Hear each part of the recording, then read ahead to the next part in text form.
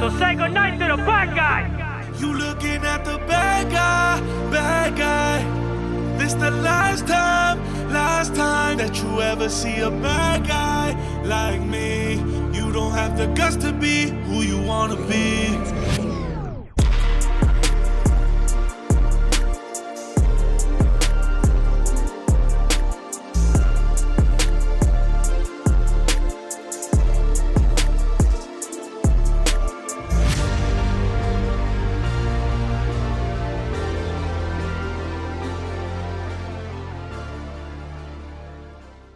Wade, what's up, brother? What's going on, man? How are you? Good. Good to have you. Thank you. Good. It's always good to be here in Miami. Definitely. Yeah, a nice change of pace from the rest of the country. Definitely. I'm from Charleston, so it's hot. That's about the only thing it's got in common. Right. But, as far as everything else, the pools, the palm trees, the beaches, the clubs, it ain't got nothing on Charleston. I just got back from Medellin, Colombia yesterday, so I seen that. It looked like a fun time up there. I recommend it. Yeah. I recommend it. I'd like to go. As a matter of fact, I had two friends of mine from Boston that was just up there, Johnny B and Bean Shooter. Oh, Bean Shooter. Okay. Yeah, you know Bean Shooter? Yeah, I haven't met him, but I've heard of him. I know Ian knows him. Yeah, they were. Well, he knows Johnny too. Johnny B and him. They were just up there for I think like 10 days, and it looked like they had a ball, man. Yeah. Your money goes so long over there. It's ridiculous. That's what I've been told. I maybe spent like $700 on the whole trip. But treated like a king because the money. That's what a guy told me. He's like, he said, what you would pay $45 or $50 for a hotel over there gets you like what you would spend $1,000 for. Yeah. In the States. And I was like, wow, 100%. The food you could on a great meal. I'm talking about probably like a $40 meal here is probably like $4 over there. Wow. Yeah, it's ridiculous. The most beautiful women you ever seen in your life. It's Medellin is a special place. Yeah, I need to check it out. Yeah, it was pretty full circle for me because Medellin was actually the last vacation I took right before I got indicted. So to be able to finish my case, get off probation, and then go back, it was nice. Yeah, it was nice. Nice. So, but enough about me. Wade, we're here to talk about you and your story. So I know you're friends. We have some mutual friends. I know you know Matt. Yep. You know Ian. Yep. Ian's I consider him a really good friend. Yeah, great guy. Yeah. The clips that he did of the episode that me and him did together, man, they just went I don't know what constitutes viral these days, but I mean, they've got each of them 7-8 million hits a piece on it. That's viral. He put one on Facebook the other day on a Facebook reel, and it's got 3 million hits on it. So, okay. But it's an interesting story because it's one of those things. It's like, I'm not a criminal. I don't have a criminal background, but unfortunately I found myself in a situation where there was a shooting, and someone didn't make it out on the other side. And I was charged. And I think when you take those things like an average guy, average blue collar, gun-toting, law-abiding citizen, and then the script is flipped and he's put in a situation where he's then fighting for his life and facing years in prison, that's something that can appeal to a lot of people. 100%. Yeah. And it's relatable. Yeah, very. I think that's why shows like mine and Ian's people watch them because we're just two normal guys who did some dumb shit. Yep.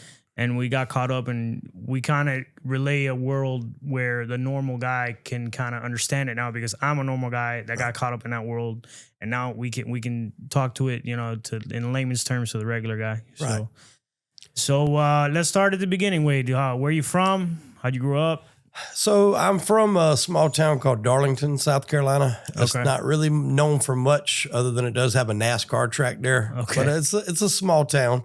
And I grew up there pretty much my whole life. And then I would say around the early 2000s, right after I graduated, there was a club that I remember I used to hear about it when I wasn't even old enough to go. And it burnt down. And so it was getting rebuilt. And just so happens when it was rebuilt, that was when I started doing my partying days. And as luck would have it, the lady that would become my future wife happened to come out there one weekend. A friend she was with couldn't get in because she didn't have her ID. She strikes up a conversation with a classmate of mine. The next week, they come back. They see each other talking. And I see this girl. I know I've never laid eyes on her before, but she's talking to a classmate of mine. Right. And when she separates, I go over. I'm like, all right, now you got to tell me who that was. And she was like, well, she actually just asked about you.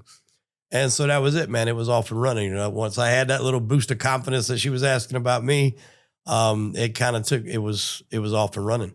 And we moved in together, got engaged, and, eventually we're going to be married, and we have 2 kids. And that's kind of how the story starts. You know, we lived in Darlington till 2010. Okay. And then my job, I worked for a company called Nucor Steel, and which is a pretty big steel company. I was driving back and forth working in Columbia, and it was like an hour and a half away. The hopes was to get transferred back to Darlington, but that never really happened. These companies, they're so hard to get into. The jobs really never come open. And I don't know if this is accurate or not, but they say Nucor stands for nieces, uncles, cousins, and other relatives, because you got to be one of them to get on in there. Fair enough. It's like that type of joint. But I was able to get on at the one in Charleston fairly easily because it was a lot bigger place. They needed a lot more people to staff it and run it. And so that opportunity came available when we moved down here. And then, you know, fast forward a little bit, things are going good. There was a concert in Myrtle Beach. It was the Carolina Country Music Fest. It was the first one they ever did. So kind of like a mini version of Woodstock, you know. And we go there, man, and I partied it hard. I mean, we were Thursday night, Friday night, Saturday night, Sunday, you know, went home Sunday evening. Sounds like a good time. It was a very good time. Very little sleep. Matter of fact, my buddy of mine, he's here, he's off camera. He actually gave me an IV. He's a medic. And he gave me an IV on Saturday because he said I look so bad. He's like, let me give you an IV. And it brought me back. I was ready to, you know, go again. Good. But in coming back, didn't really get a lot of sleep. Was going to work the next day. And unfortunately, I run off the road, flipped my car about 8-9 times. Holy shit. It was bad. I really don't know how I made it out, to be quite honest. I don't know how we're having this conversation. Like, did you fall asleep and you like veered off the road? Fell asleep, veered off the road, and then just so happened the area where it was at, they were doing construction to widen the road. So when I went off, I hit like the last piece of concrete where the backhoe stopped digging. So it's like this jagged piece of concrete, but it's like 5 a.m. I don't see that. You know, you hear the brrr. Yeah. By the time you wake up, you know, it's dark, and all I heard was like, bow. Wow. And I could just tell I was airborne. And it was boom, boom, boom, boom, boom. And the last thing I seen was I landed upside down on another car. So like my roof is on their roof. And the first thing I was worried about was, did I just kill somebody? Because I didn't realize I wasn't on the road. Right. Come to find out, I'd flipped completely off the road. I was in somebody's yard, and I landed on their car. Holy shit. Luckily, we get out. And for the most part, I was unscathed, but I did have some L4, L5, and S1 issues to my back. But as far as like, you know, no broken bones. Wow. Yeah, I didn't even have a cut. And it was pretty, you know, crazy to walk out of that, because even the driver, when I went back to get some stuff out of the car later, he said, "How's the driver?" I said, "You're looking at him." He said, "Man, I figured he was dead." He's like, "Yeah, ain't too many people walking out of that." And so that kind of started where I was missing some work to take care of the back issues. And I didn't lose the job that I had, but I lost the position that I had. So I was still with the company. But that really started my mental, you know, struggle, because I wasn't making as much of that job either. Okay. And then mix in this other side story. Was that the first time you ever had a near-death experience in your whole life? I've been in a lot of car wrecks, unfortunately. Most of them not my fault. But definitely that was the one closest to it, I would say. I've been through a lot of surgeries. I've had open heart surgery. Oh, shit. So I've knocked on the door a few times. I've got a buddy of mine that tells me that I got to be on like life number 8. You know, he calls me a cat. But I mean, that was definitely the one that if I look back and say, you know, yeah, I probably shouldn't have made it through that one, for sure. Okay. So you get back to work, you're kind of mentally in a funk. Yep. Yeah. Mentally in a funk. And this is kind of a side story. And I tell the story because it's important. And it really kind of led to the whole, you know, outline of this. There was a couple in my neighborhood, and we used to get together every Friday. A lot of us did. And we would go to eat at a Mexican restaurant and then just go hang at somebody's house and chill out. Well, you know, on the outside, this guy had everything you wanted. He was in his mid-40s. He had a wife, kid, daughter, boat, Harley, golf cart. You know, he had a Mercedes work truck. He had everything that you said, all right, you know, snap your fingers. You're in your mid-40s. Give me everything you got on the surface. Right. So we meet, and you could tell there was a little something off about that day. They were arguing a little bit. She was at one end of the bar. He was at the other. We leave. We go to somebody's house. They're not really sitting next to each other. You could tell there was a rift. Well, I get pulled away from that to go to another friend's house where my wife was at. It's like right down the road from my house. Okay. So I tell them bye. We go there. We're sitting, and I'm there maybe 20, 25 minutes, and we hear this screaming. And you can tell it's not kids. It's not them playing around. Something's wrong. And so me and the gentleman, we go out running down, and there's this lady just rolling in the grass. Unbeknownst to me, they left right after I did. They went home. They began to fight. And unfortunately, that gentleman chose to unalive himself. Wow. When I realized it was the girl that I knew rolling in the grass, I'm like, what's going on? And she was like, he did it. He shot himself. And my buddy went straight on in the house. I went in after, and I'm telling you, that's the worst thing I've ever seen in my life. And on the surface, like I said, I thought everything was great. And then the more I started asking questions, it was like, well, they were arguing over this and arguing over that. And by this time, me and my wife were having issues. I'm, struggling because of the job situation. I'm wanting to be a little bit more outgoing. Her father had passed away. She wasn't as outgoing. There was just some dissension there. And in my mind, I'm like, is this what it comes to? Do you get so far stressed in a situation where that's your answer to put a gun in your mouth? Because I don't want to do that. Like that was the worst thing I'd ever seen. Still to this day, the worst thing I'd ever seen.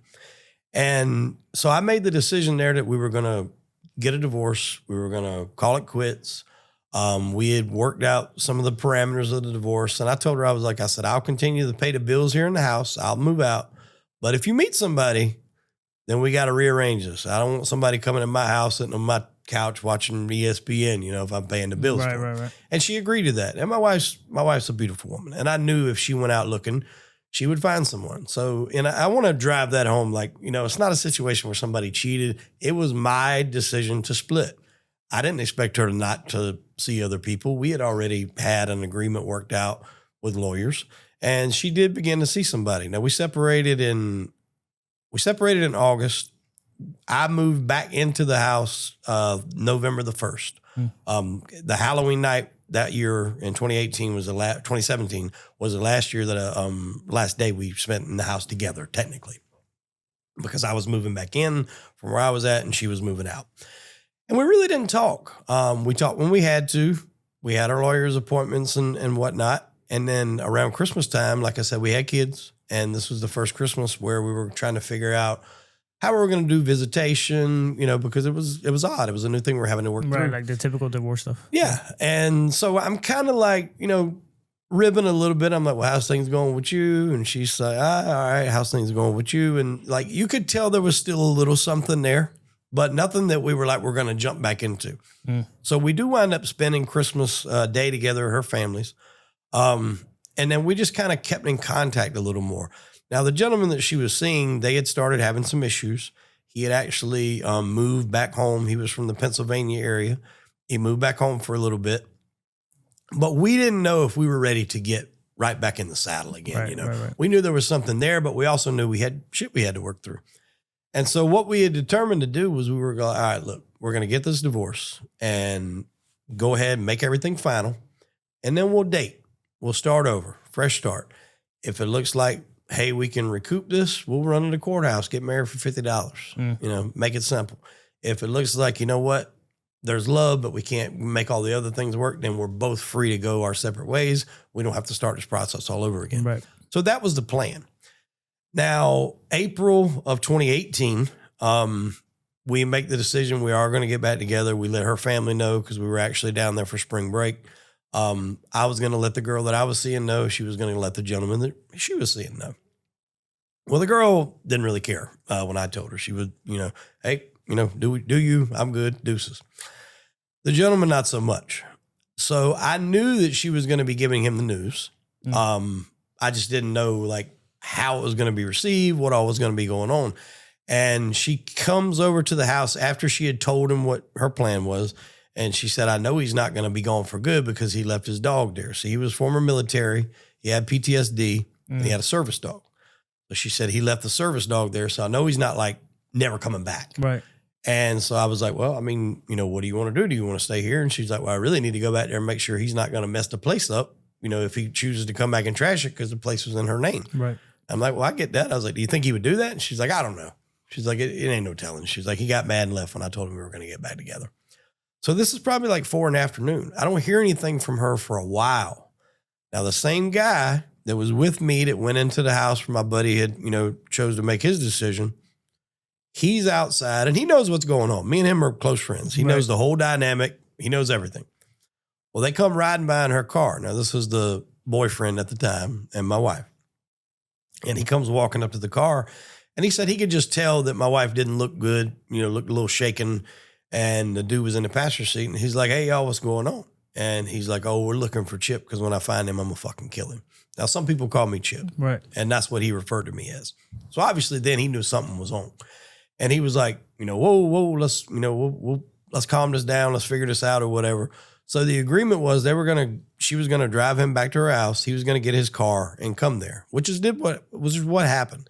So he calls me and he's like, hey man, he's like, I don't know what's going on. He's like, but Liam stopped by here. That was his name. And, he was upset, but he's going to come to my house. So if you ride by here and you see his car in the yard, don't think anything. He's like, but don't stop either. He's like, I don't want no shit going on at my house. So I'm like, well, I got a pretty good idea why he's upset. He got some news, but I was like, all right, cool. I'm not going to bother. But I'm still haven't heard from my wife. So I don't really know how that transition, was made. So I go home, and eventually my daughter had gotten off work from one of the restaurants in the area. She goes home, and my wife said after he did come back, he had broken her phone. So she was unable to call me or text me or anything like that. So that she was like, but I'm fine. He's down at Jamie's. Everything's good. So I'm thinking he's down there. We're all good. Right. And this is probably, now we're closing in on like midnight. And then I get a text, and it's the guy. Text me. He's like, hey, are you up? I said, yeah, I'm up. He said, look, man, he said, we need to talk. He's like, man to man. He's like, I don't want to fight. I don't want any BS. He's like, I just got some questions, and I feel like you'll be honest with me. I was like, all right, cool. And he said, we can meet at your buddy's house if you're more comfortable with that. So that house is like 8 or 9 houses down from my house. Okay. That's slightly chilly, but I'm not going to drive that. It's midnight, so I'm not going to walk that. Right. I drove down there. And so basically what it was he wanted to know, had we been seeing each other prior to her telling her that we were going to get back together? And I told him, I was like, look, at the end of the day, bro, that's still my wife. Like, I don't owe you an explanation. But to answer your question, no, we recently started talking. We decided we're going to get back together. We're going to work on our family. You got a wife, you got a kid. Maybe you can do the same thing.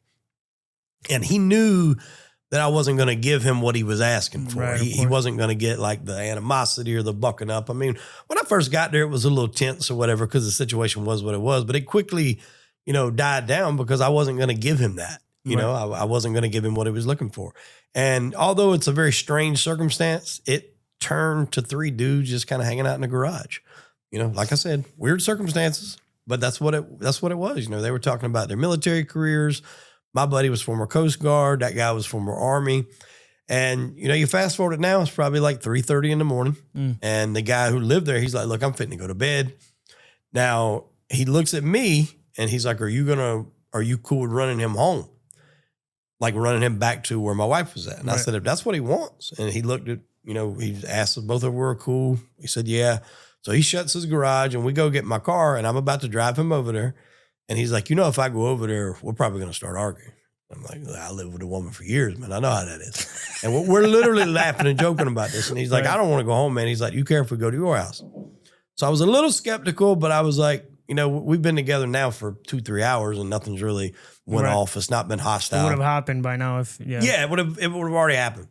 So we leave, we pull back into my house. And again, we're talking, less than a football field away.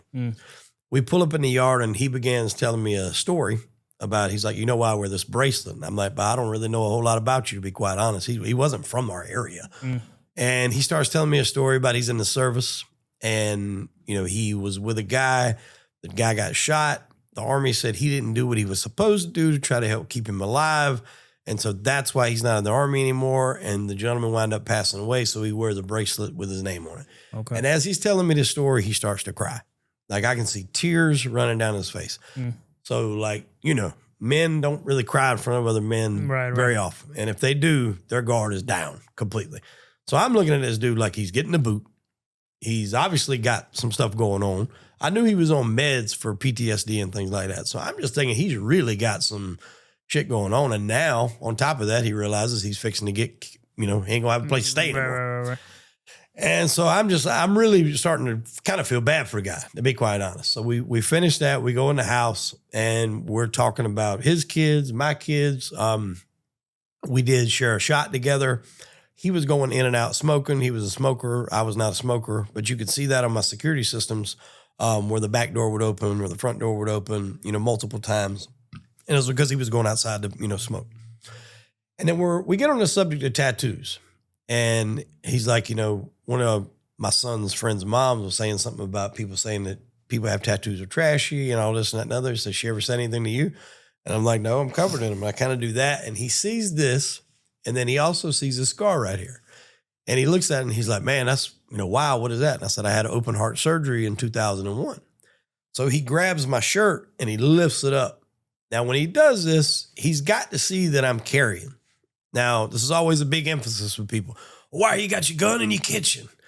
Look, I'm from the South. I'm a licensed carry CWP holder. When we leave our house, it's, keys, wallet, phone, gun. It's just standard. And my house, I don't have any bedrooms in my house.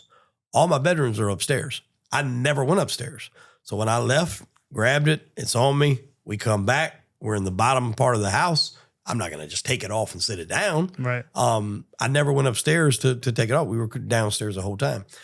So when he lifts my shirt up to see that, there's no way he don't see it, but he doesn't acknowledge it. He doesn't say anything about it. And then when he puts the shirt back down, he's like, under different circumstances, he said, you and I probably could have been real good friends. I said, you're probably right. And he reaches over and he grabs me and he does one of these like bear hug numbers, pick me up, put me back down, which I thought was a little strange. But then again, I didn't know if that's how he was or whatever. Right.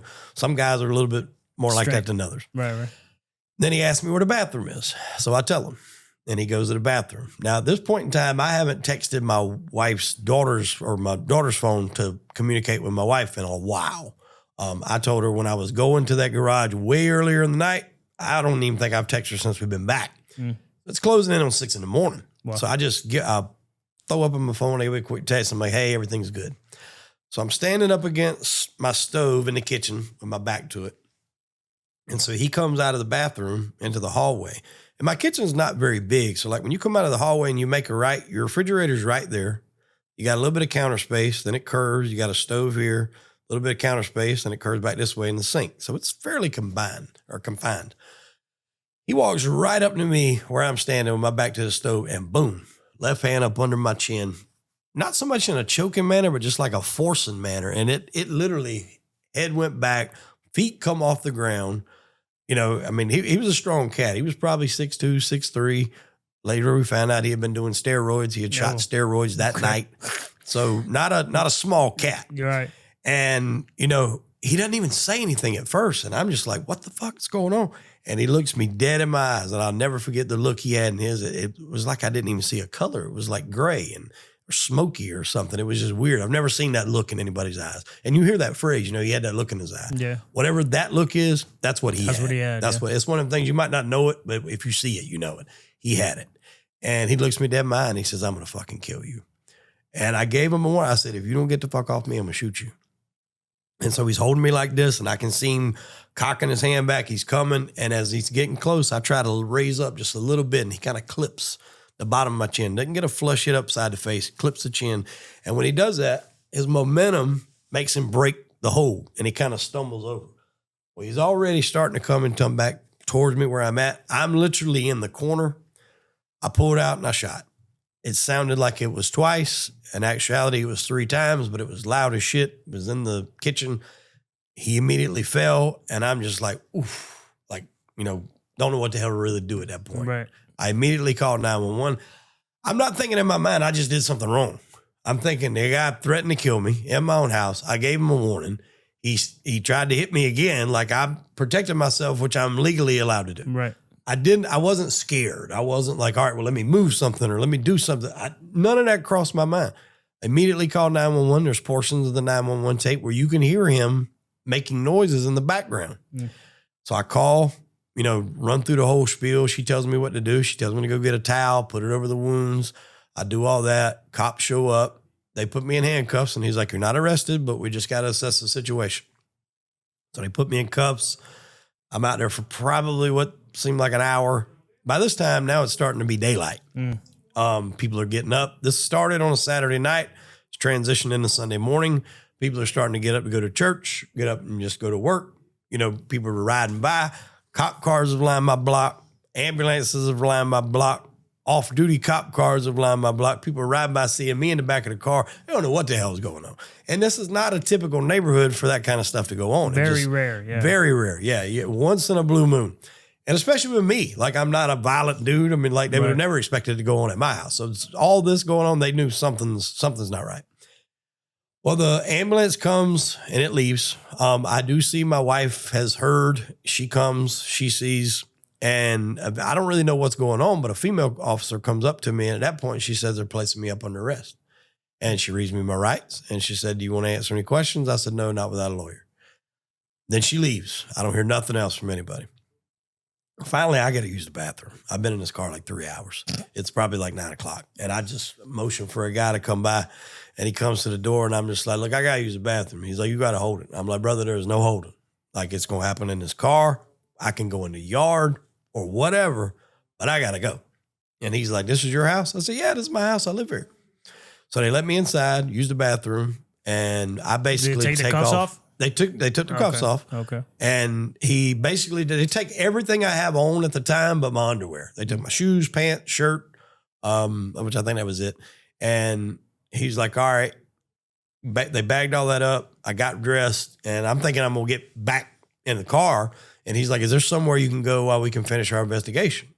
And I'm like, well, yeah, I can go. I got 15 friends parked out here in golf carts trying to figure out what the hell's going on. I can pick one of them and go. And so I told him where I was going. And so now I'm like, all right, you're not under arrest. We're just seeing what's going on. They read me my rights. I'm under arrest. Now I can go somewhere and chill while they finish their investigation. It's strange. I've never heard of that before. Well, what I'm thinking is it's protocol when they first get there. There is a person deceased or shot. And now maybe they're starting to get the information of what really happened. So they're understanding this is more of a self-defense situation. At least that's what I'm hoping. Right.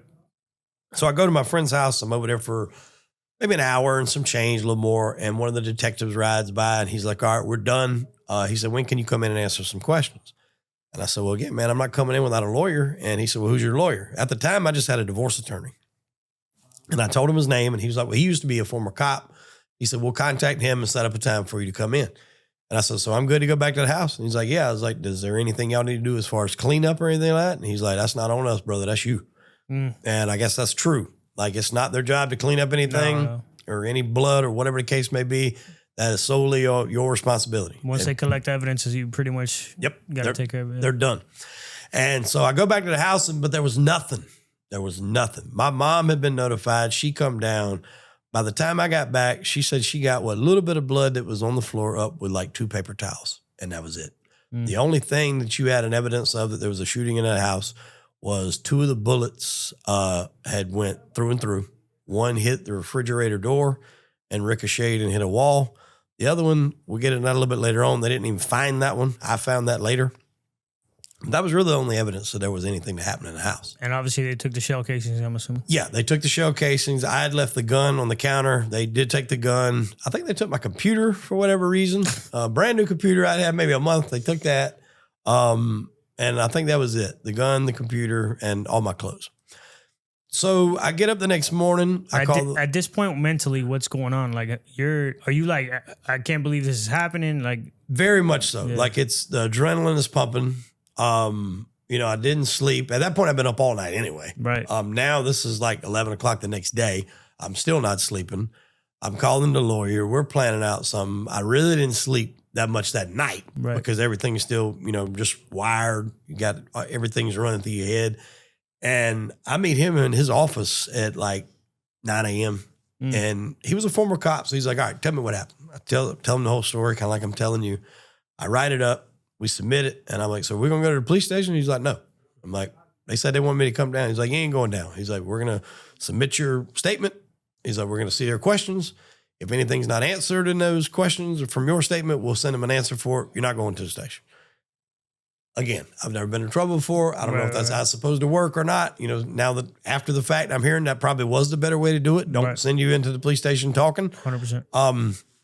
But that's how we went. And he calls me back like an hour after I've been gone. He's like, hey, everything they wanted to know, you answered in your statement. He's like, should be good. I'm like, all right, cool. So that was Monday.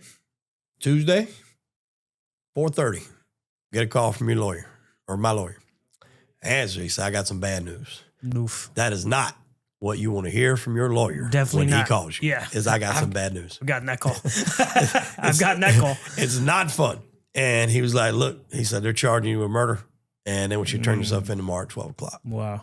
And I'm like, are you shitting me? And How the he's hell like, did it "No." go from we're good to go to murder? I got no idea. That's crazy. And we're in the conversation. He said, the only thing I can think of is he said, they're trying to spin this as like a love triangle thing. And you killed him to get your wife back. And I was like, had this happened 6 months ago, I could see that logic, but like we're getting back together now. Why do I need to take this guy out if I'm getting back what, me and my wife are getting back together? I said, they got the logic right, but they got the wrong guy. Right. I said, he was trying to take me out because me and my wife are getting back together. Right. I said, it just didn't work out that way. And he's like, look, I'm not saying you're wrong. I agree with you, but facts are facts. This is what's happening. Yeah. And he's like, they would have come and arrest you right now had I not be your attorney. They're trying to facilitate your surrender tomorrow at 12 o'clock. And so I was like, all right, I'll call you back. I knew I didn't want him to handle that case just because he was more of a divorce lawyer. Yeah. So he done some criminal stuff, but that wasn't who I was going with. Right. So I pick up the phone and I'm calling everybody I know.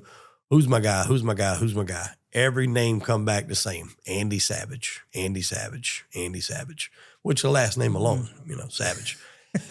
Sounds like a lawyer in a TV show or a movie. So I give him a call. Left a message within like 20 minutes. The receptionist called me back and she's like, can you be at our office tomorrow at 1 o'clock? And I said, no, ma'am, I can't. And she's like, well, why not? I said, I'm supposed to turn myself in at 12. She's like, what about 7 o'clock? Can you be here at 7 o'clock in the morning? I said, I can come there right now and sleep in the parking lot if you want me to, but I just can't be there after 12 because I'm supposed to be in jail. Right.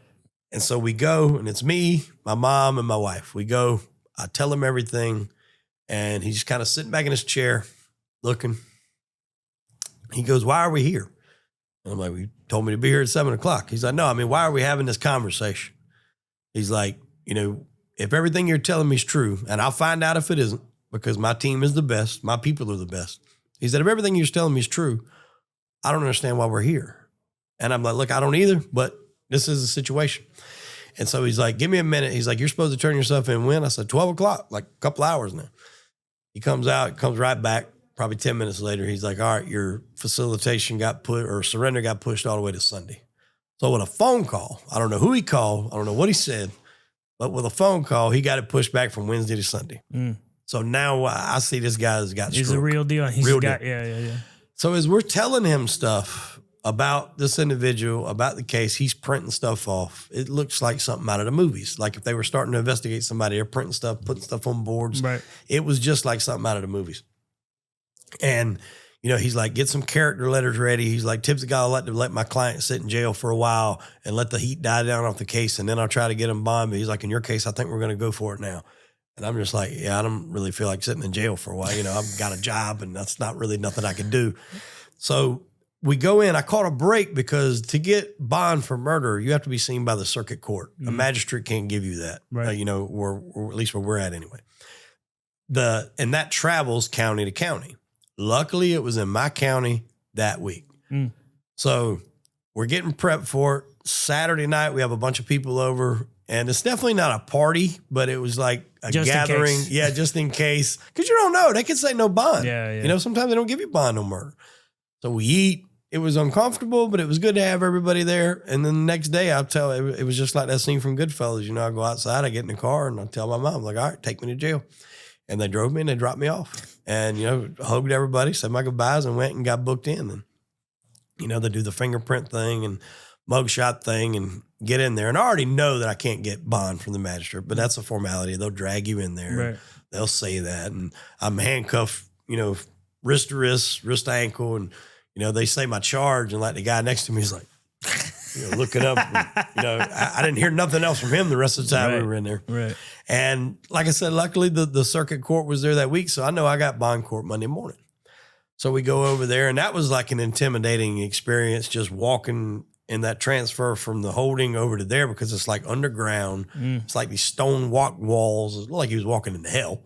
And then we get in there and there's all these people in there waiting to get seen. And there's guys in there talking about who they want to kill and what they want to do when they get to the next prison. And one guy was saying he's, getting transferred to the government to testify against somebody, but he's not really going to testify. He's just going to see if he can try to escape between here and there.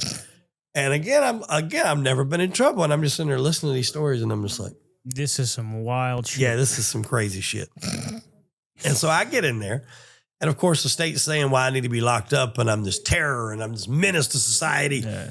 And, I don't need to see the streets. And my lawyer's doing the exact opposite of why I, should be free to go. And I'd never seen this before. The judge hits the gavel and she says, I'll make my decision to let you know. And I look back at my lawyer. I'm like, what the hell does that mean? And he's like, I guess that means she'll let us know. And like, they're already dragging me out to bring the next person in. So I've always just heard bond granted, bond denied. Right. So I go back and the guy's like rearranging the cuffs, and I'm like, I said, so what does that mean? She'll let us know. He's like, you'll probably get a decision in a week or two. I'm like, a week or two? Come on. And we get back and about an hour goes by and I go to the phone and I call my wife and I'm just like, what the hell's going on? Inside of that hour, they had already made the decision they were going to give me bond, or she found out. But she said, you're probably not going to get out to tomorrow because of how late in the day it is and the processing.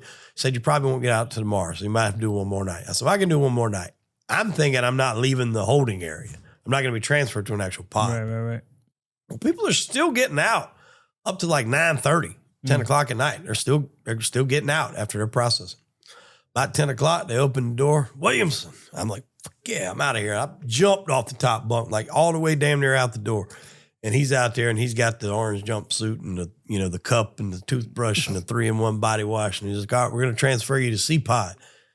I'm like, bro, I'm getting out of here tomorrow. Like, do we really got to do it? And he's like, it's not a you thing. He's like, it's just when you come in, you've been here for the longest, you'll be transferred over. And I'm just like, yeah, but I'm leaving tomorrow. He's like, doesn't matter. And he actually recognized me. He looks at me and he says my daughter's name. And he's like, aren't you her dad? And I'm like, yeah. And he's like, my wife teaches her gymnastics. And I'm like, okay. And so I asked him, I'm like, look, what am I going into? Like, what is this? He's like, C-Pod is good. He's like, those guys are pretty cool. He's like, just go in, keep to yourself. You'll be fine.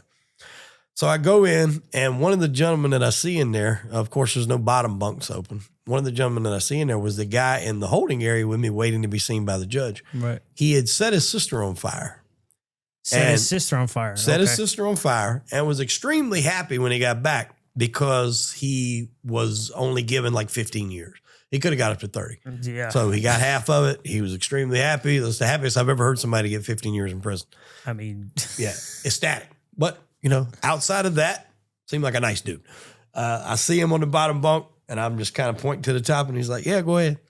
All right, guys, taking a quick break from the podcast to talk to you about Gus Villa Jewelry. Yo, let's be real here for a second. If you're rocking plain jewelry in Miami, of all places, you are doing it 100% wrong, my boy. Step your game up with Gus Villa Jewelry, the plug for real Cuban link gold and silver chains. And of course, the cleanest Rolexes in all of Miami. This isn't factory made or watered down or any of that stuff. This is high quality, custom, handmade stuff that shines from here to the moon. It turns heads, starts conversations, it makes you look fresh. Gus has something that'll level up your whole vibe. And because you're locked in here with us at Honor Among Thieves podcast, you're getting a hookup. Use the promo code Montana at checkout. Get 5% off your entire order. That's right, 5% off. Go check them out at GusVillaJewelry.com or pull up on them in the Diamond District down here in downtown Miami. GusVillaJewelry.com. Again, that's GusVillaJewelry.com. And tell them your boy Montana sent you. Gus Villa Jewelry. Now back to the podcast. So I get up there and I'm just like, I'm laying on this bunk and I'm looking at the ceiling. I'm just like, how the hell did I get here? Like, how did this happen? That's the same exact reaction I had my first night in prison, brother. I was just like, how the fuck did I end up here, man? This is crazy. Everything's running through your mind. I mean, it's just that I'm listening to these people talk and it wasn't what you think. Like I tell people, like, everybody needs to have that experience of getting locked up. Just to scare the shit out of you. Yeah. Because you don't realize how free you are until your freedom is gone. Just from the simple fact of going up to the refrigerator and opening up the refrigerator.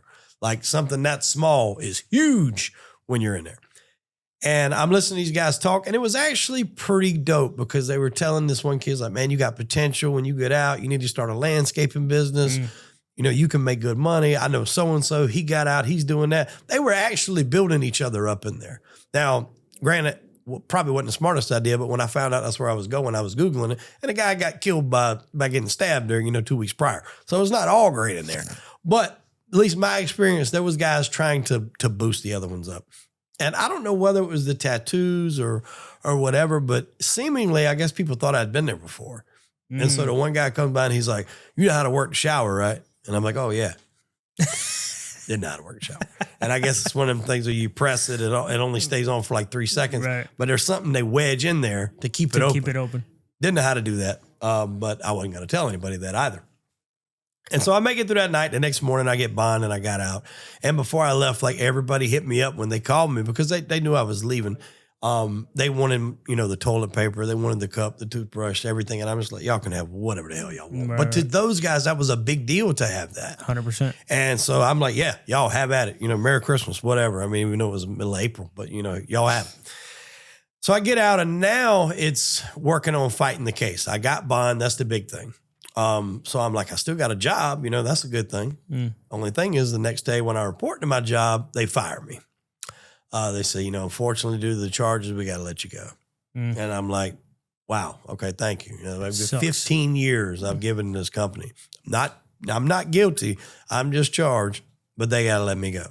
So I go from, making close to 6 figures a year to now I'm filing for food stamps and unemployment, which they blocked my fucking unemployment. Their cause was conduct detrimental to their off-work conduct policy or something like that. I'm like, I'm in my house. What, I could see if I was at a bar or their place or somewhere else and this happened. I'm in my own house. Like, that's the one place a man's supposed to be able to protect himself. 100%. And then a castle law, confines you to your car and place of employment where you can have those opportunities to protect yourself.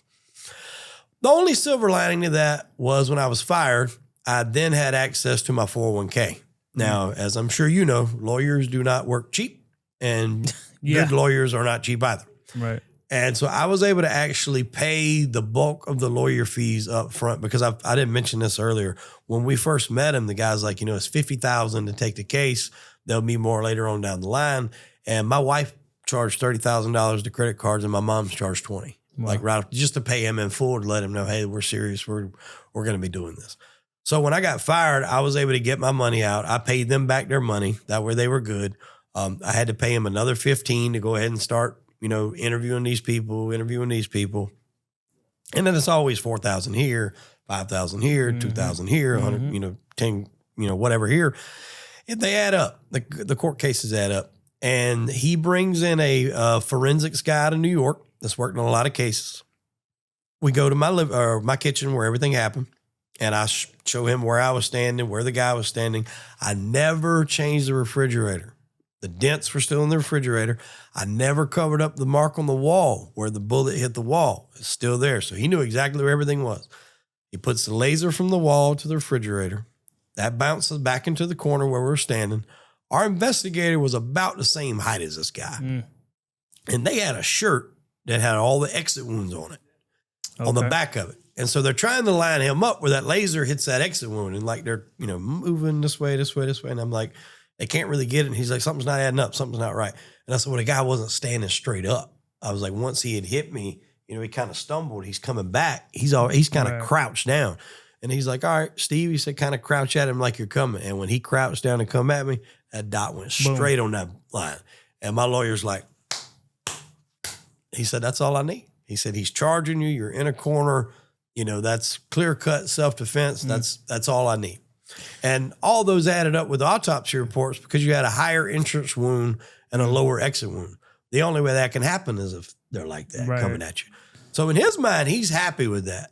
The only problem is we have a preliminary hearing where the judge did bind it to trial, which he told me that was going to happen. He said they're not going to kick a murder case out of a preliminary hearing. But the problem was COVID happened. So we weren't going to go straight to trial. He was going to do what was called an immunity hearing based on self-defense and castle law. You were protecting yourself. And then it's kind of flipped. So when you're on trial, the state has the burden of proof to prove that you did whatever you did. Right. If you're doing the immunity hearing, it's flipped. It's on you. Yeah, it's on you. And it's a one-shot deal. If you lose that, then you got to go to court or a regular case, regular trial. So it was a big deal to make sure we had all our ducks in a row. Going through that again, did anything make sense as far as like why he went through that whole night hanging out with you and then attacked you in the morning? Like, I went through so many scenarios of like, was it a plan the whole time? Right. Was he trying to get me and let my guard down? Did something in him just flip and snap? I've often thought about that time when he picked me up and sat me back down. was that him saying, can I handle this guy? Right. Can I move this guy around if I need to? Did he go to the bathroom just to like psych himself up and come back out? Because as soon as he come out of that bathroom, there was no words. Boom. So I've went over so many scenarios in my head. I don't really know the answer. I guess at the end of the day, what I've really thought about was this dude was out. He was down and out. And I think he wanted to go, but I don't think he wanted to do it himself. Got it. And I think it's almost like a version of like suicide by cop, except suicide by, another guy. Right. And in the meantime, he knows he's probably going to make my life hell in the middle of it. And that's exactly what happened. That's kind of what he wanted anyway. Yeah. So he got his ticket out. He got, he knows me. I'm going to be, dealing with this shit here after it's over. And ultimately, I think that's how it went down. Me. Yeah, I could be wrong. I don't know. Unfortunately, we won't be able to find that out ever. I'm just going off what I know. But, and even going through all those kind of things, it was bringing back some memories because I never had a chance to deal with the actual shooting. Like, the shooting happened. Yeah. The next day I found out I'm being charged. Now I'm getting out of jail. Yeah. I'm fired. Now I'm trying to find work. I mean, it's just, lawyer, I never had a chance to actually go back and sit and deal with the actual shooting part of it. And well, like I said, COVID happened after, we have that ready, what we feel like would be a strong case for self-defense. Right. Then COVID happens. I get a job. I put in for a job. One place is like a welder in a shop. They accept it. I tell the guy up front, I'm like, hey, this is what's going on. I've never been in trouble before, but I just want to let you know.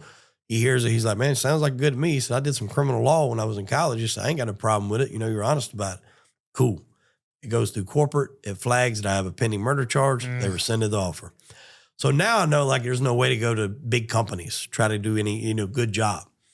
So I go to this other company that's hiring. I don't tell them anything about it. I was like, I'm trying to get off of the shift work, be, more of a day shift gig. And he's like, we can't pay you what you were paying at Nucor. This is a close proximity to when I was like, no, you don't need to, something comparable. I work with it. I just want to be on days. We do that. I'm rocking and rolling. It's a sign company. I'm about 4 or 5 months into this job. He come in, he's like, we got to go do a sign install today. He's like, matter of fact, it's your old company. I'm like, huh? He's like, yeah, we're going to Nucor to install a sign. Sure as shit. Go out there. Somebody gets to talking with somebody. Yeah, we got one of our old employees out here. Who is it? Wade. Oh, Wade.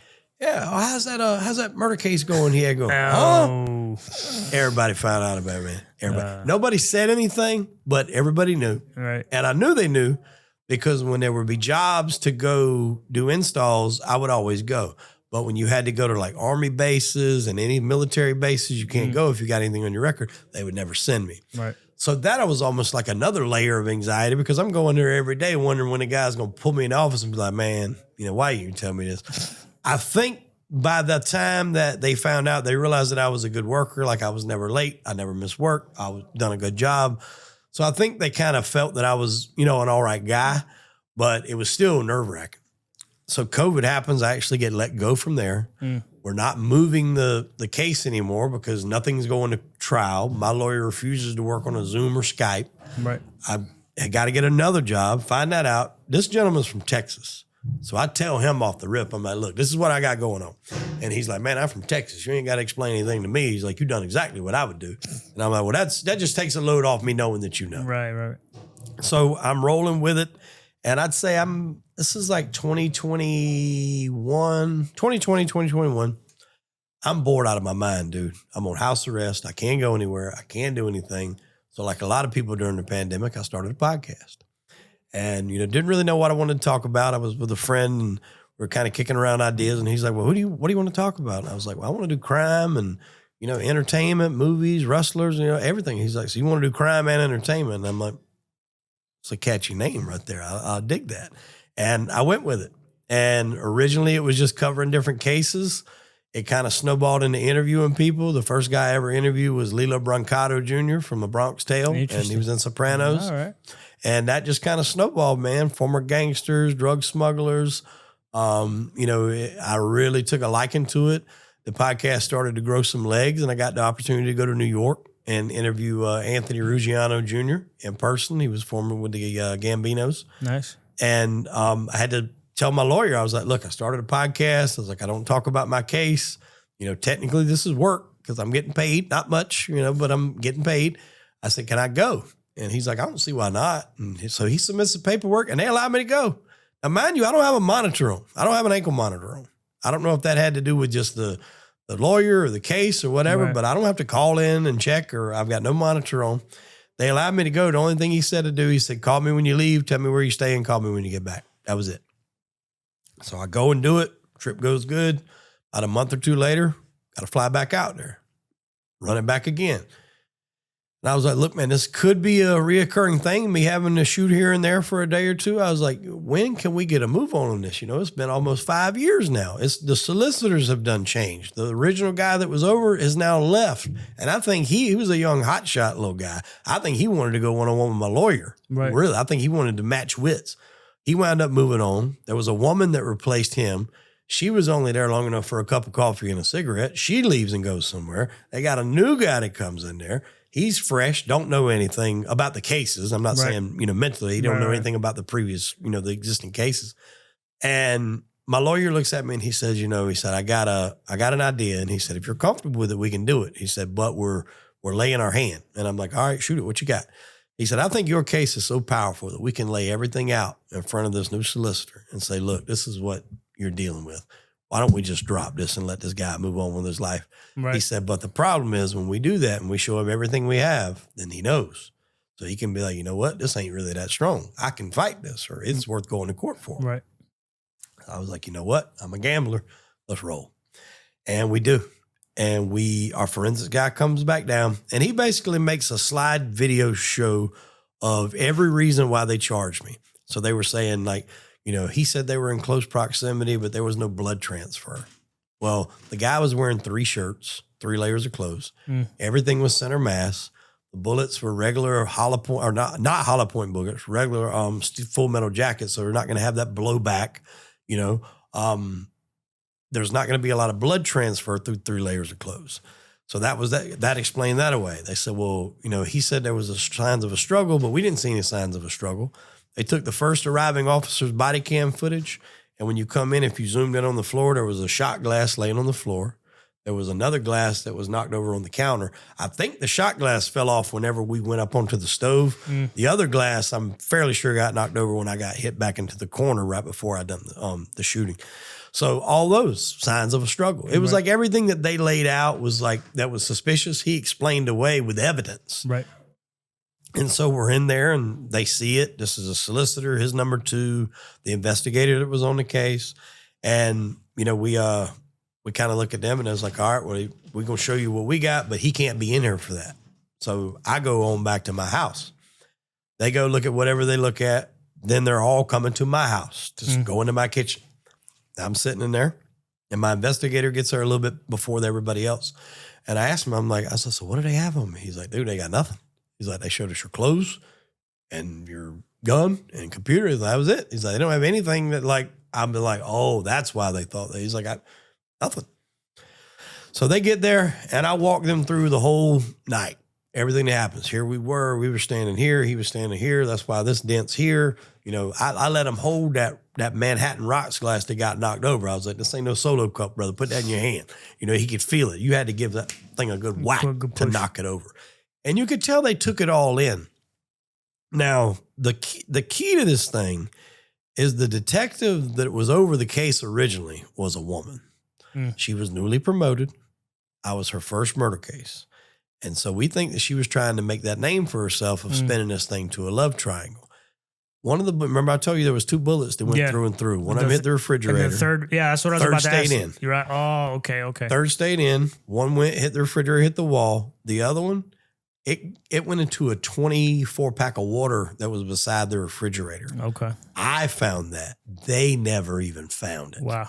I found it. Had to call the police. They had to come out there, bag it, tag it, take it back. So already she looks bad that she didn't even find the bullet. I mean, anybody knows if you got 2 exit wounds, then you got 2 bullets somewhere in the house. She never found them.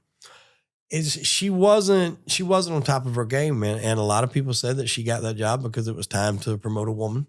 And look, I'm not disparaging women in police work. I'm sure they're great ones. This one was not a great one. She was not. And right after my case, she got demoted down to, I think it was property crimes.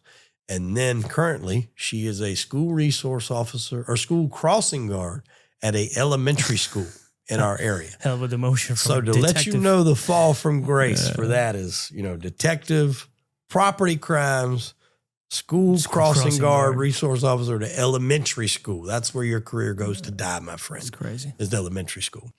So, all that's going on while we're doing this. We submitted in. They come out to the house. Like I said, they took it in. You could tell they were actually listening. It wasn't just like, all right, I got a tea time or whatever, I had to go. But it was still about a month. That was in August, I think into August, beginning of August. I was thinking, if they could give me an answer by September, my birthday, September the 2nd, that'd be an awesome birthday present. Come and gone, didn't happen. And October rolls around, still nothing. I think we had a hurricane coming through. I called my lawyer. I was like, make sure that that hurricane don't float away that paper that they're going to turn in saying all this shit's dismissed and gone. He's like, I wish. He's like, I still ain't heard nothing. And he even told me, he said, what I expect is for them to at least go to trial. That way he can just say, you know what, I did the best I could, but this wasn't even my case. Whatever. So that really didn't help me feel great either. So when did it actually happen? Well, that's what I was about to say. This started closing in October. So I'm saying when did the night that the shooting happened, and how far in are we now? April 9th, 2018. We are now 2022 in 4 years. October. It's just like 4.5 years. Okay. And I was at work one day. I actually had the flu. I didn't know I had the flu at the time. I was really sick. And I'm at work, and my lawyer calls. Now, it's not uncommon for him to call. Like, he would call every now and again, but it's not like I knew that was the call. Right. And so I pick it up, and he's like, Wade. I said, yeah. And he's like, how you doing? I said, man, I ain't feeling good. I said, I think I'm coming down with something. He said, well, I got news for you. It's going to make you feel better. He said, this case is over. He said, you are a free man, free and clear. And brother, when I tell you I lost it and just broke down and cried and, immediately called my wife and my kids and my mom and my dad and everybody that had been there with me, through everything, that had my back through all of it. It was really emotional to be able to say that was done. Well, for me, it was the opposite. I ended up going to prison. So I can only imagine if that would have happened to me, if my lawyer would have called me, he'd be like, hey, case closed, you're done, go home. Yeah. It would have been a good feeling. So it was an amazing feeling. And I tell people, like, it was the equivalent of going to a doctor and getting tested for cancer, terminal cancer, because, they're wanting to give me 25 to life. Odds are I'm not coming out of there. And, they're saying, all right, we'll do the test results and we'll let you know. And then they're not calling you. You're every day, you're waiting. You don't know if that's the day or whatever. You don't know. Yeah. And it aged me. It bald me my hair fell out. No, I was already losing it, but that didn't help matters. But it was stressful, man. It was a stressful time period. And just to have that relief of knowing that it was over, it was so much off of me. And then I started I was already doing the podcast of me doing interviews with people. And then I was like, I think this story needs to be heard. So I started going on shows sharing my personal story. Right. Matt Cox was one of the first people that I ever went on and told it on his show. And then I think it was Danny from Concrete over in Clearwater. Cool. I went on his. I've been on Ian's, like I think you have. So I'm starting to make the rounds sharing that story because, like we said in the beginning, this story is so relatable to people because it really is. How many situations like this have happened? People split up. They see other people for a while. They get back together. This guy just couldn't take it like he was supposed to take it. He wanted to take it to another level. And unfortunately, it was a tragic end to this whole situation. But from my perspective, I've got to be able to spin this into a positive somehow. And if I at least just make people aware of look, this kind of thing can happen. Can and does happen, yeah. All the time. I've talked to so many people that have spent years in prison that weren't supposed to be there, that were innocent. Thank God I wasn't one of those people. But I mean, I was always one of those guys, or if I'm watching the news or something like that and I see something, on there and I'm like, oh, well, he must have did it. If they arrested him, he did it. Got to be. No way, And I remember vividly when I got out, I was sitting at home and there was a clip or something on TV and people were talking about it on Facebook where a son shot a father. Wow. And I'm sitting there and everybody was like, well, I'm glad they called him. Put him away, throw away the key, yada, yada. And I'm like, all right, why did he shoot his father? Was he beating him? Was he molesting him? Was he beating the mother? Was he beating the sister? It's not always as simple as what it's not black and white. Pray. Yeah. It's not black and white. And just because they arrest you don't mean you're guilty. 100%. You know, I mean, it doesn't. And unfortunately, what happens is a lot of times when people are arrested, they don't have the ability to get a paid lawyer. You know, so then you're stuck with a public defender who can't do shit for you. Public defenders are basically glorified plea bargainers. And it's not that they're bad public defenders, but they don't have the resources to go pull a guy that's a forensics expert from New York. You know, they can't do that. So they try to get you the best deal possible. That's basically their deal. And when you hear these people, I got a 98% conviction rate. No, you don't. You got probably a 98% plea bargain rate. Right. Because these people don't want to go. And it saves money. You know, it doesn't tie up the court. And if you've got a guy that's looking at 15 years and he takes a plea of 7 or 8, you know, and can possibly, you know, be out in 5, who's not going to take that? Right. You know, if they think that's the option. And, you know, that could have been given to me. You know, I fully expected them to offer me a plea deal, at least to the extent of, say, time served and no jail time. But then you still have to plead guilty. And I had to think long and hard, like, would I take that? And my answer was going to be no. I was like, if you find 12 people that'll disagree with my decision and what I did, then I guess I'll be going away for a while. But I don't think you can find 12 people that says I acted in the wrong.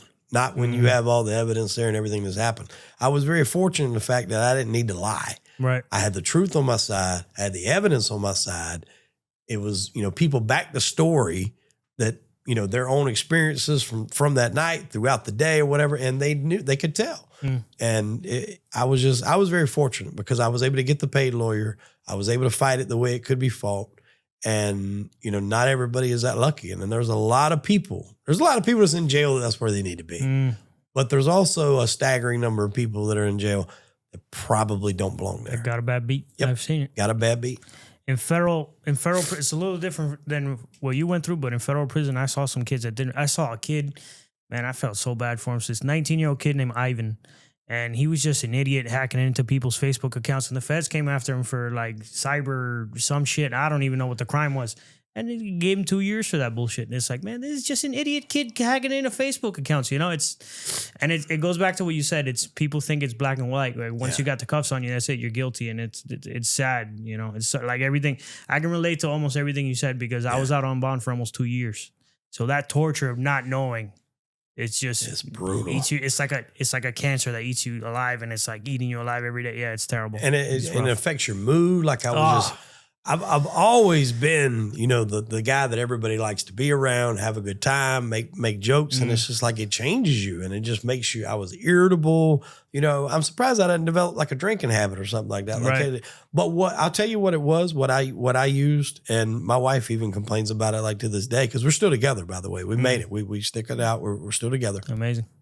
I threw all my effort into the podcast because mentally, when I stop, that's when things start to creep in my mind 100%. And I start to kind of get lost in my thoughts and lost in my head.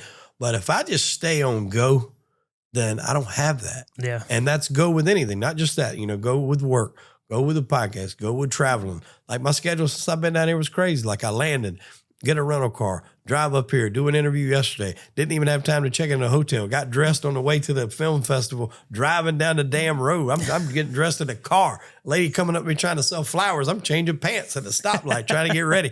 You know, go to that. Go to the after party afterwards. Leave at midnight. Go home, crash out for a little bit. Get up today. Plans changed. I was going to go home tomorrow. I'm actually going home today because I wasn't familiar with the airport. I go drop the rental car off early. That way I ain't got to worry about it. I came here to see you. As soon as we wrap this up, I'm back to the airport. I'm flying home. So it's go all the time. And with me, that is the drug, I guess, that I use to make me okay. I know sooner or later I can't do that forever. I've got to be able to deal with it. But right now it's working and I'm going to roll with it. Yeah, I can relate. I've been very go. And it's funny that the podcast was what kept you going while you were out on bond, because I actually started my podcast while I was out on bond as well. Yeah. So we have a lot in common. I had a lot of people was like, man, you started a podcast? Yep. And there was like, you know, you talking to mobsters? He's like, well, how you think that's going to look? I said, look, it don't matter what you talk to. I said, I can talk to mobsters. People are going to go, man, he killed somebody. And then he goes and interviews mobsters. I said, I can interview priests. They're going to look and say, man, he killed somebody. Now he's interviewing a preacher. There ain't no winning. Exactly. You're not going to satisfy these people. They're always going to say something. You know, they're always going to say something. You're always going to have your haters. But I'm just like, you know, even these mob guys, they don't glorify what they did. They tell you, hey, I done this. It was fun for, 5 minutes, but I lost 15 years of my life. I didn't see my daughter grow up. Like, none of these people glorify the life that they did. Yep. It's always a cautionary tale. Look, the movie's painted this way. You might have fun for 5 minutes, but is that worth 20 years in prison Definitely or 15 not. years in prison? Hell or, no. And then a lot of times these guys are, they cooperate. And then after that, your life is ruined because you're labeled as a cooperator for the rest of your life. So, just because you have those people on there, everybody's got a story to tell. 100%. And I always say, a hell of a story to tell at that, yeah. Yeah, for sure. And I always tell people, I'm like, look, when somebody's telling their story, you need to listen because you don't know when it might be yours. 100%. And it's just, that's why I love doing these podcasts. That's why I love connecting with people like yourself. And hopefully one day I can have you on my show and we can run down your thing because, all these stories, you never know when yours is going to resonate with somebody and help somebody else in a similar situation. Yeah, I love it, man. This has been fantastic, Wade. My closing questions have to be a little different because I usually interview like reformed criminals and that kind of stuff. But let's shoot. So, what's next for you? I've got a day job, but I'm keeping with the podcast, man. I'm definitely gonna keep going. Got some great interviews. I was just in New York like 2 weeks ago. I interviewed one individual that was wrongfully convicted for 16 years. He was part of the Bronx Six. I interviewed a lady that's a documentary filmmaker. She had made a documentary about a gentleman by the name of Jeffrey Deskovic, who was wrongfully imprisoned for 16 years. They got out and became a lawyer. So I obviously have some passion for those cases. Right, of course. I was in town yesterday and interviewed David Packhouse, who, if anybody's seen the movie War Dogs, his character was portrayed by the Miles Teller in that movie. And I've just been very blessed to meet up with some good people that, in this industry, it's not as cutthroat as I think some of the other, like I've heard horror stories about the movie business. Yeah. But podcasters in general, it's different. They want to help people because like once you interview me, then you've got really, unless we just decide to work together on other projects, like why not refer me to somebody else? And that's just the way it should be. And that's how luckily I've been able to, make some contacts and people have shared guests with me. And, I've interviewed guys like Tom Sizemore. Now, unfortunately, he's passed away, but he was in Heat, Saving Private Ryan, Natural Born Killers. Great. I interviewed Tommy Chong. So I want to keep going and cool. see where this thing leads to, hopefully one day the dream scenario, if I could do this full time and make a living out of it, that would be where I would like to go to. I think that's definitely in the near future. Definitely, bro. I appreciate Everything starts with passion. Like if you're passionate about something, I love podcasting too. And it gave me, much like yourself, it gave me a new purpose after I felt like my old life died and this new life, it's like this new purpose and this new second chance at life. We have a lot in common. Yeah. So next question is, how do you want to be remembered? I just want to be remembered for somebody that didn't become a statistic, and I had help with that. It's not that I did all this by myself. I had a great support system. I had a great family. I had great friends. Fortunately I had a 401k that I was able to take and use to help fight this lawyer or help fight the case with a paid lawyer. But I guess more than anything, I want to be remembered as a voice for people that didn't have that too. That's why, I interview a lot of people on my podcast, but I definitely try to get anybody that's been wrongfully convicted or wrongfully charged on there, because before I was in this situation, I would have never thought this happens this much. But when you're in it, it opens your eyes to it. And you're 100%. A lot more aware of how much it goes down. Yep. The average person is not. Somebody's never been arrested and never been pinched for anything. They don't know. Like I said earlier, they see somebody arrested. Oh, good. They must have did it. Great job, police. I was a normal guy before I got arrested, man. So whenever someone prison reform, I was like, prison reform. What do you? If you get arrested, you probably deserve it. Exactly. I was the same guy. I know how they meant. I know how they think because I was one of those people that thought that way. And I remember one night our family lives about an hour and a half, 2 hours from where we were or where we live at now, and we were coming back from a Christmas. And about the midway point, you pass, there's a prison in Bishopville or Bennettsville. And I remember going by looking at that prison, and I'm just thinking, there's somebody in there right now that probably is either innocent is not supposed to be there. Right. And that's heartbreaking. That's still going on. And a lot of times, even if people know it, they won't do anything about it because it'll make them look bad as cops and prosecutors and all that. They'd rather have somebody stay in jail that they know is innocent than admit they made a mistake. And that's where I think we got to get better at selecting people in these positions of that kind of authority. 100%. I mean, it's already, you have to do more classes to be a damn barber than you do a cop. Right. And that's dead serious. I thought somebody was kidding when they said that, and they're not. And so especially when you start promoting some of these people into avenues of, authority and detectives and things of that nature, you got to make sure they know what the hell they're doing. So I guess that would be my answer to that question. Just remember somebody to shed light on some of this because it's important. Do you believe in redemption? Absolutely. Absolutely. I think everybody can be redeemed. No matter what you've been through. And I've seen it with the people that I've interviewed, people that have done horrible things, bad things, and they've been able to rise up from it. And, it's like that old Rocky quote, man. I don't want to get too, what do they call it? I forgot the word for it, but motivational. Yeah, motivational. But, it ain't how many times you get knocked down. It's how many times you get back up. And just what he said in that last movie, the world is a mean, nasty, cruel place that'll beat you to your knees and keep you there if you let it. And there's nothing more true. I actually have that poster on my wall. And because I love that, speech that he gave so much. And that's the truth. And it's real easy to get there. I was there for a period of time. I felt like there was no way I could get back up. Oh, yeah. And sometimes it's like that. And it's like that for a while. You just gotta press on through. And so hopefully when somebody hears a story like mine or a story like yours and, you got arrested, you went to jail, you did your time, and now look at you're doing these podcasts. It lets people know, hey, you can do this when you get out.